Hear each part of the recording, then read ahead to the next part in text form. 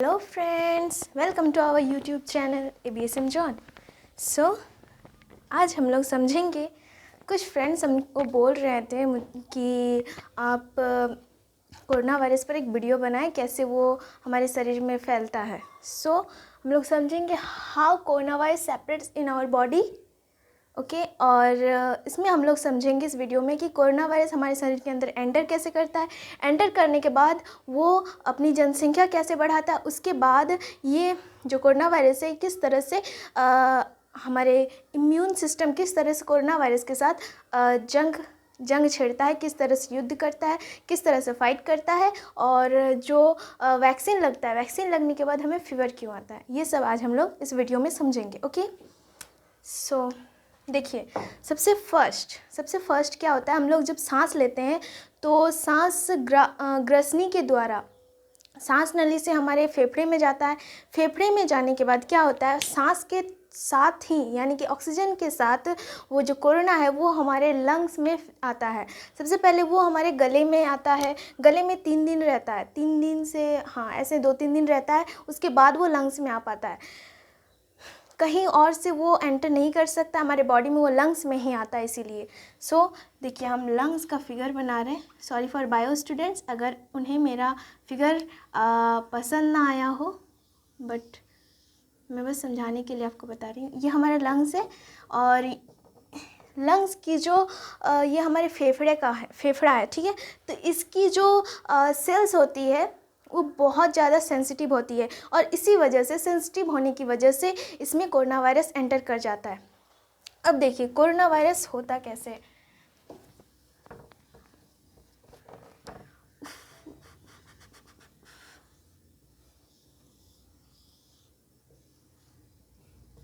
इस सब में कोरोना घुस जाता है। देखिए, ये कोरोना यहाँ एंटर हो गया है, और इस तरह से अपना जनसंख्या बढ़ाते रहता है, ठीक है। अब देखिए, ये जो कोरोना है इसकी जो संरचना है, देखिए किस तरह से, ये एक फुटबॉल जैसा है ऊपर से, और इसकी जो ऊपर है स्पाइक प्रोटीन लगे हुए, इस तरह से कुछ बहुत सारे स्पाइक प्रोटीन इसके ऊपर में है, बहुत सारे इसके ऊपर में स्पाइक प्रोटीन, और हर तरफ से 3D फिगर में है। और इसके अंदर में कुछ जेनेटिक मटेरियल है जो बना होता है RNA का। इसीलिए हमारा जो वैज्ञानिक लोग हैं, इतना टाइम लग गया हमें वैक्सीन खोजने में, क्योंकि अब तक पता नहीं था कि कोरोना वायरस बना किस चीज़ का है। जब ये पता चल गया कि RNA का बना है, तब इसको ढूंढने में, इसका वायरस निकालने में बहुत ज़्यादा इजी हो गया। देखिए, अब ये कोरोना वायरस सांस नली के द्वारा हमारे शरीर में एंटर करता है, तो उसके बाद क्या होता है, ये हमारा शरीर का न्यूक्लियस है। ये हमारे शरीर का जो न्यूक्लियस है, ये क्या है, ये सेल मेम्ब्रेन है, यानी कि प्लाज्मा झिल्ली।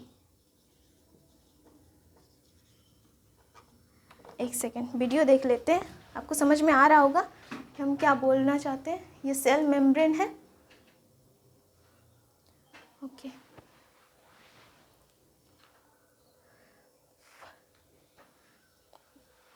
देखिए, जो सेल मेम्ब्रेन होता है इसमें ये प्रोटीन का बना होता है। सेल मेम्ब्रेन प्रोटीन का बना होता है, ओके। और इसमें एक होता है राइबोसोम, ठीक है। और ये जो राइबोसोम होता है ये बनाता है क्या, राइबोसोम ये प्रोटीन बनाता है,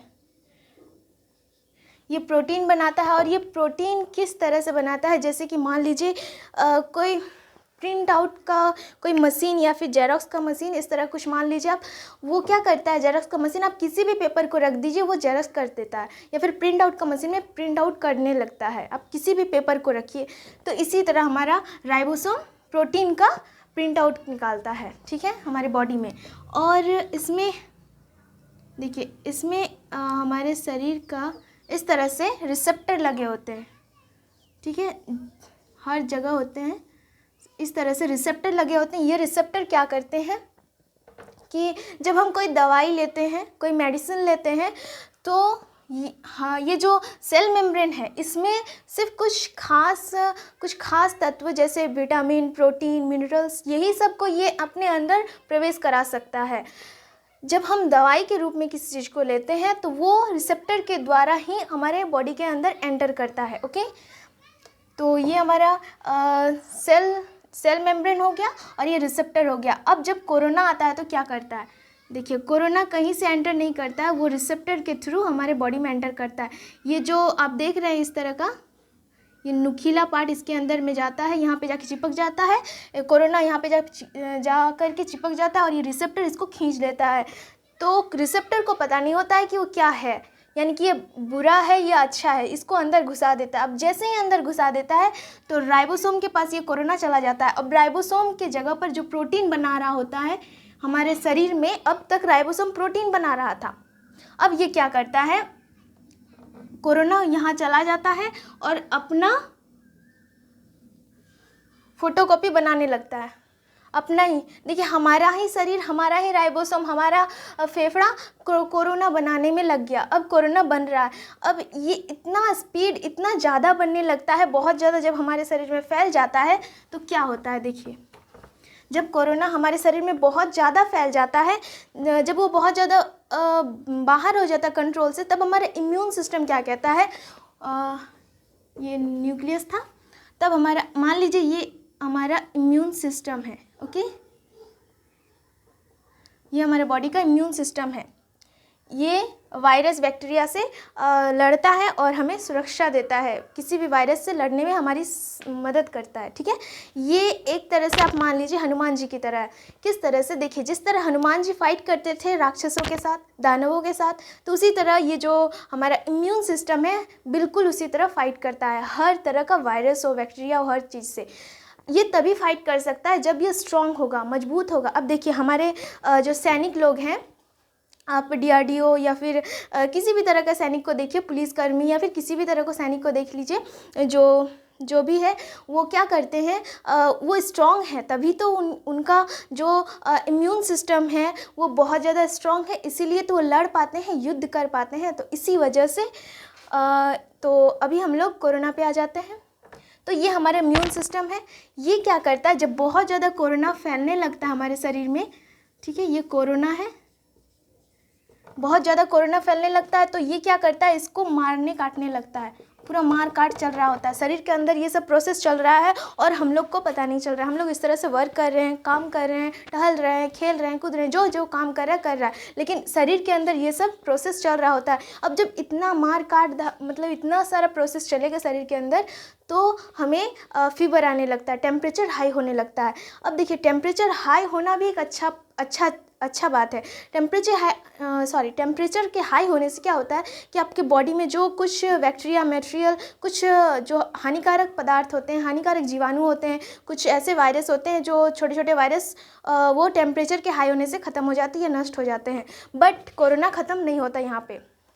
अब देखिए कोरोना तो बढ़ने लगा, यहाँ से राइबोसोम इसको बना रहा है, फोटोकॉपी निकाल रहा है, इतना स्पीड धड़ाधड़ फोटोकॉपी निकाल रहा है, तो न्यूक्लियस तब ये न्यूक्लियस इसको बोलता है हमारे इम्यून सिस्टम को कि मारने से थोड़ी मरेगा, क्योंकि यहाँ पर तो ये फोटोकॉपी बना रहा है, तो एक काम करो, इसका ऐसे कुछ काम करो कि ये शरीर के अंदर ही ना जा पाए, हमारा ये रिसेप्टर है ये शरीर के अंदर ही ना जा पाए।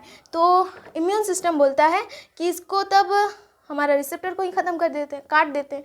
तो न्यूक्लियस कहता है कि नहीं, रिसेप्टर को ख़त्म करने से क्या होगा कि कोई भी दवाई लेगा, कोई मेडिसिन लेंगे तो वो सब अंदर नहीं आएगा, वो बॉडी में प्रवेश नहीं कर पाएगा। इसीलिए तुम कोरोना का जो ये स्पाइक प्रोटीन है ना, इसको कंट्रोल करो, तब हमारा बॉडी एंटीबॉडी तब हमारा जो इम्यून सिस्टम है,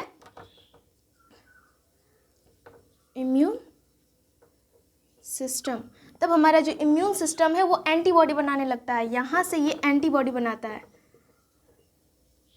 ये एंटीबॉडी इस तरह से बनाता है जिससे कोरोना का जो स्पाइक प्रोटीन है उसको कंट्रोल कर लेता है। इस तरह से स्पाइक प्रोटीन बना होता है, इस तरह का कुछ इस तरह शेप में होता है, और इसको इस तरह जा कर के, इसके जो स्पाइक प्रोटीन है इसमें जा कर के इसको कंट्रोल कर लेता है, इस तरह से एंटीबॉडी बनाता है। अब देखिए जिसका बॉडी जितना ज़्यादा एंटीबॉडी बनाएगा उतना ज़्यादा वो सुरक्षित है, उतना ज़्यादा वो सुरक्षित होगा, कोरोना को वो अंदर प्रवेश नहीं करने देगा।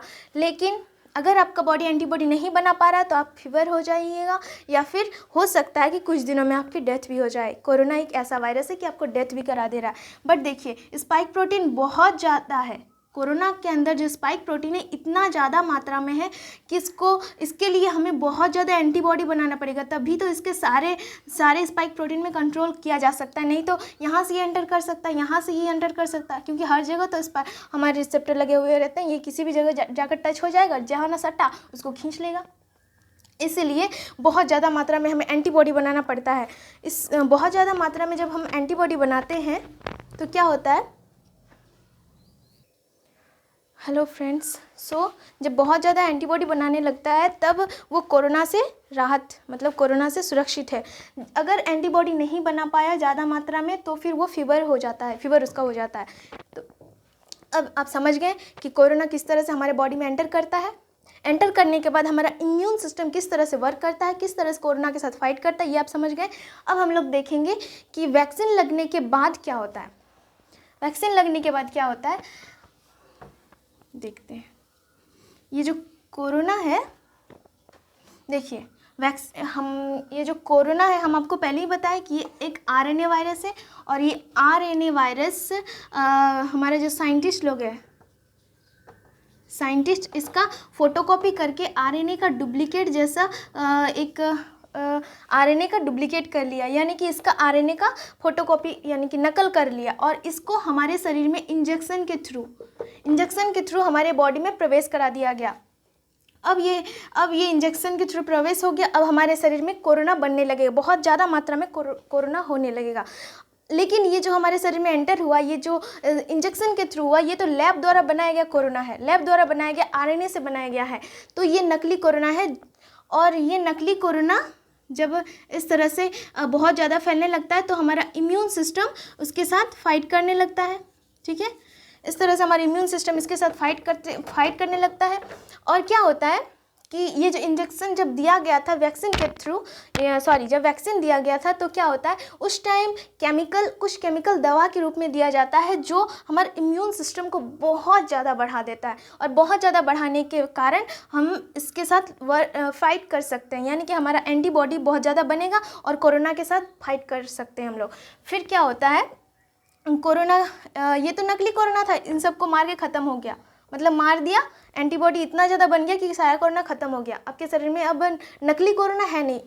इसमें अगर असली कोरोना आ गया, मान लीजिए आपके बॉडी में, तो वैक्सीन लगने के बाद अगर असली कोरोना आ गया तो ये एंटीबॉडी इतना ज़्यादा बना चुका है कि ये असली कोरोना को भी मार काट के ख़त्म कर देगा। ठीक है, इस तरह से हमारा बॉडी का जो इम्यून सिस्टम है फाइनली कोरोना से लड़ने में सक्षम होता है और फाइनली उसी का जीत होता है। ओके, लेकिन अभी भी खतरा टला नहीं है। कोरोना अब वैक्सीन लगने के बाद भी आ सकता है आप में।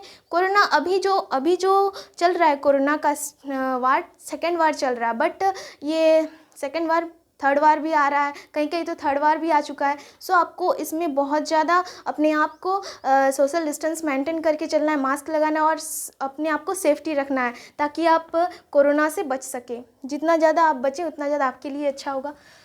इस तरह से हमारा बॉडी का जो इम्यून सिस्टम है कोरोना से लड़ता है। अब यहाँ तक तो आप समझ गए। अब क्या होता है, देखिए, किसी को वैक्सीन लगने के बाद फीवर आ जाता है, तो हम बोले ना अभी कि कोरोना से मारकाट चल रहा होता है, हमारा इम्यून सिस्टम कोरोना के साथ लड़ता है, फाइट करता है, जिस वजह से कोरोना क्या होता है, बहुत ज़्यादा मारकाट चलने की वजह से, नकली कोरोना के साथ ही चल रहा है पर मतलब हमारा इम्यून सिस्टम काम तो कर रहा है, इस वजह से हमें थोड़ा फीवर आ जाता है। और फीवर आने के बाद थोड़ा सा शायद वोमिटिंग होने लगता है, बट ये नॉर्मल है, आपको इसमें घबराना नहीं है। आपको अगर फीवर आ रहा है तो पैरासीटामोल ले लीजिए।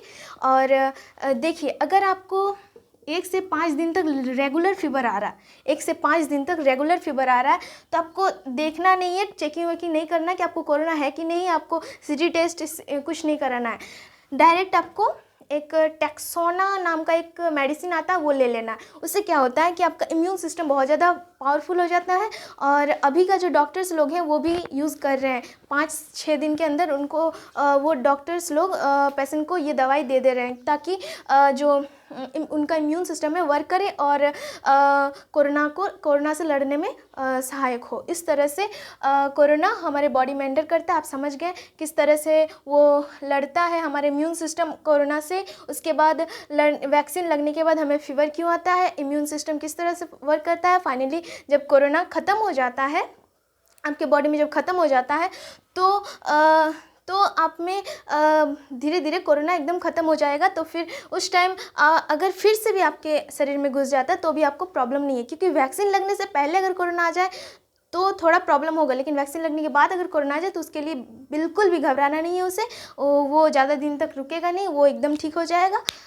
और हम अभी क्या बोल रहे थे कि वो अभी सेकंड वार चल रहा है, थर्ड वार कहीं कहीं पे घुस चुका है। सो इंडिया में बहुत ज़्यादा कोरोना भी फैल गया। सो आपको सावधानी बरतनी है और आशा करते हैं आप लोग अपना घर में रहेंगे, स्वस्थ रहेंगे, स्वच्छ रहेंगे, क्योंकि हमारे देश को आप सभी की ज़रूरत है। और इस देश को स्वच्छ और स्वस्थ रख सकते हैं आप लोग सब मिलकर ही, क्योंकि एक व्यक्ति चाहेगा तो कुछ नहीं कर सकता, आप सबको मिलकर के करना होगा। सो इसी के साथ हमारा ये लेक्चर ख़त्म करते हैं।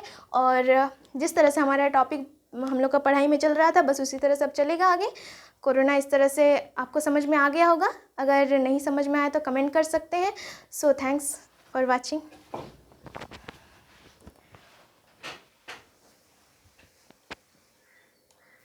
एक और बात, अगर आपको एक सेकेंड, अगर आपको ऑक्सीजन का कमी हो रहा है, देखिए 5 से 6 दिन के अंतराल में अगर आप टेक्सोना नहीं लेते हैं तो आपको ये ज़रूरी है कि आपको ऑक्सीजन की कमी होने लगी उसके बाद।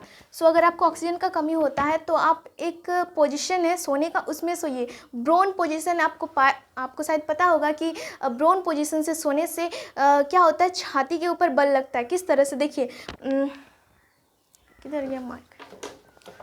आप इस तरह से इस तरह आपका सर है, इधर आपका पैर है, ठीक है। इस तरह से आप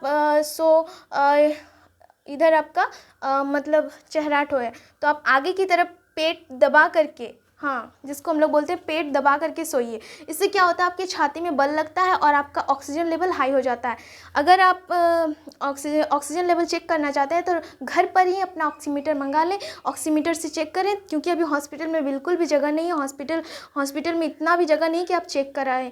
बहुत सारे मरीज़ तो ऐसे ही, बहुत सारे पेशेंट ऐसे ही मर जा रहे हैं बिना चेक करवा कर ही, कि उसको कोरोना कितना ज़्यादा है। सो और एक बात, जो शुगर पेशेंट में जो हो रहा है, क्या कहते हैं, जो कोरोना हो जा रहा है या फिर वैक्सीन लगने के बाद उन्हें ज़्यादा प्रॉब्लम हो रहा है, ज़्यादा दिक्कत हो रहा है, या फिर कहीं कहीं पर डेथ का भी ऐसे सुनाई दे रहा है कि डेथ भी हो जा रहा है। तो क्या होता है कि जो शुगर पेशेंट होते हैं वो उनमें इंसुलिन का कमी होता है, इसी वजह से और इंसुलिन में जिंक पाया जाता है। और जिंक जो होता है हमारा एंटीबॉडी बनाने में बहुत ज़्यादा हेल्पफुल है। जिंक हमारे बॉडी में इम्यून सिस्टम को बहुत ज़्यादा पावरफुल करता है, इसलिए हमें जिंक का मात्रा लेना चाहिए। आपको भी बोल रहे हैं कि अभी विटामिन सी यानी कि किसी भी खट्टे पदार्थ को छोड़िए नहीं, खट्टे पदार्थ खाते रहिए, जिंक की मात्रा बढ़ाइए, यानी कि दूध, अंडा, फल ये सब खाते रहिए।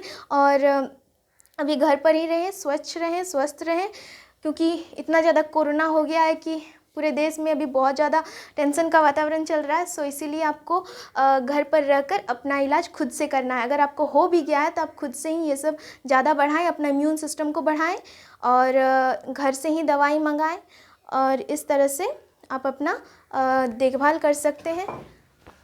सो अगर आपको ऑक्सीजन का कमी हो रहा है तो हम आपको बोले कि ब्रोन पोजीशन, पेट के भार पर सोना, पेट दबा करके सो सकते हैं।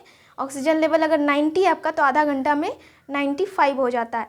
और हाँ, ऑक्सीमीटर में एक चीज़ हम बोलना भूल गए। ऑक्सीमीटर में जब आप ऑक्सीमीटर से आप अगर नाप रहे हैं अपना ऑक्सीजन लेवल, अगर कितना है वो देखना चाहते हैं तो आप ऑक्सीमीटर से नाप सकते हैं, लेकिन वो अगर 94 से नीचे है तो ये खतरा का बात है, मतलब आपको कोरोना खतरा हो सकता है, हो गया है, क्योंकि 94 से कम होना बहुत बड़ा खतरा है, 94 से अबव होना चाहिए। सो अगर आप ऑक्सीमीटर से ऑक्सीजन लेवल ना मतलब देख रहे हैं कि कितना है, तो आपका 94 से ऊपर होना चाहिए, नहीं तो आप ऑक्सीजन लेवल बढ़ाने का उपाय या फिर प्रोसेस को फॉलो कीजिए। और आप कोरोना के नियमों का उल्लंघन ना करें, कोरोना के नियम का पालन करें। और ये सब देखते, एक और बात हम आपको बताना चाहते हैं, सॉरी फॉर ज़्यादा टाइम ले रहे हैं, बट ये बात बताना ज़रूरी है।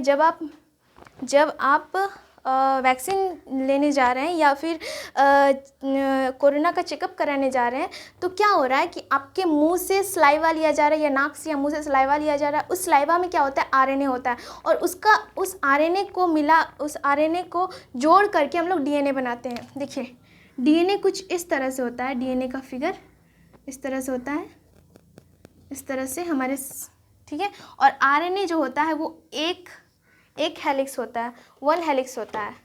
डीएनए में डबल हेलिक्स होता है। सो इस तरह से होता है, इस तरह से हमारा आरएनए होता है। लेकिन जो कोरोना है वो आरएनए वायरस है। अब इसको डीएनए में क्योंकि हमारे पास डीएनए को चेकअप करने का सब कुछ है, बट आरएनए चेकअप करने का कोई भी साधन नहीं है। तो इस वजह से इसको डबल हेलिक्स में जोड़ करके डीएनए बनाया जाता है मशीन में। वो आपके मुंह से सलाइवा लिया जाता है, उसमें फिर उसको आरएनए से डीएनए बनाया जाता है। सलाइवा में आरएनए होता है, उसको डीएनए बनाया जाता है। उसके बाद आपका साइकिल घुमाया जाता है, कितना वो आरटीपीसीआर मशीन में उसको डाला जाता है और उसका साइकिल घुमाया जाता है। कितना साइकिल हुआ, जितना ज़्यादा साइकिल होगा आपका सीटी वैल्यू जितना ज़्यादा होगा कोरोना उतना कम होगा। यानी कि सीटी वैल्यू और कोरोना का वैल्यू में इन्वर्सली प्रोपोर्शनल है। दोनों एक दूसरे के इन्वर्सली प्रोपोर्शनल है। सीटी वैल्यू ज़्यादा यानी कि कोरोना कम।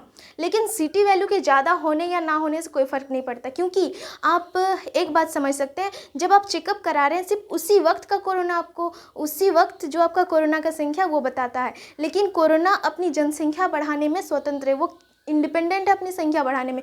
किसी भी वक्त वो 2-4 दिन के बाद आप चेकअप करने जाएँ तो आपका सीटी वैल्यू ज़्यादा हो जाएगा। अगर 25, 20, 30 आ रहा है तो वही 5-4 आ जाएगा, तब क्या कीजिएगा। इसीलिए कोरोना का इससे कोई नहीं है, ज़्यादा इससे कोई फ़र्क नहीं पड़ता आपका सीटी वैल्यू ज़्यादा हो कम हो, क्योंकि हर कोई खतरे में है। आपका फिर भी खतरा है आपके ऊपर, अगर सीटी वैल्यू कम है तो भी, ज़्यादा है तो भी। इसलिए अपने आप को स्वच्छ रखें। और इसी तरह से बस इतना ही कहेंगे हम इस लेक्चर को। सॉरी अगर कहीं मिस्टेक हुआ बायोलॉजी स्टूडेंट के लिए, अगर मेरा फिगर उन्हें पसंद ना आया हो। मेरा बस ये प्रोसेस था कि हम आपको समझा सकें। So thank you.